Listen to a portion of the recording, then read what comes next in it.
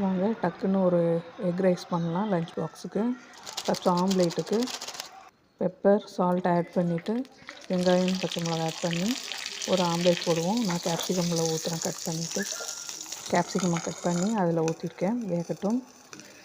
Oil போட்டுக்கலாம், ஜீரகம் போட்டுக்கலாம், வெங்காயம் பச்சை மிளகாய் கேப்சிகமும் போட்டு நல்லா ஃப்ரை பண்ணிப்போம். அதில் கொஞ்சம் இஞ்சி பூண்டு பேஸ்ட் போட்டு அந்த ஸ்மெல் போகிற வரைக்கும் வதக்குவோம். Red chilli powder, chicken masala, கொஞ்சம் சால்ட்டு ஆட் பண்ணி வதக்குவோம். அதோட 2 எக்கு ஆட் பண்ணிக்கலாம். இதில் நான் சில்லி சாஸும் சோயா சாஸும் ஆட் பண்ணிக்கிறேன். சாஸ் ஆப்ஷனல் இருந்தால் ஆட் பண்ணிக்கோங்க, இல்லைனா விட்டுருங்க. ஆனால் நல்லாயிருக்கும் ஆட் பண்ணால். அதோட ஒயிட் ரைஸ் வடித்து வச்சுருக்கோம்ல, ஆர்டினரி ரைஸ் தான் நான் இன்றைக்கி ஆட் பண்ணுறேன். அதையும் போட்டு ஆட் பண்ணிக்கலாம். பாருங்கள், நல்லா இதுவாகிடுச்சு. எக் ரைஸ் சூப்பராக ரெடி ஆகிடுச்சு பாருங்கள். டக்குன்னு 2 நிமிஷத்தில் ரெடி பண்ணிடலாம்.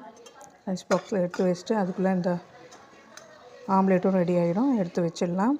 சப்ஸ்கிரைப் பண்ணுங்கள்.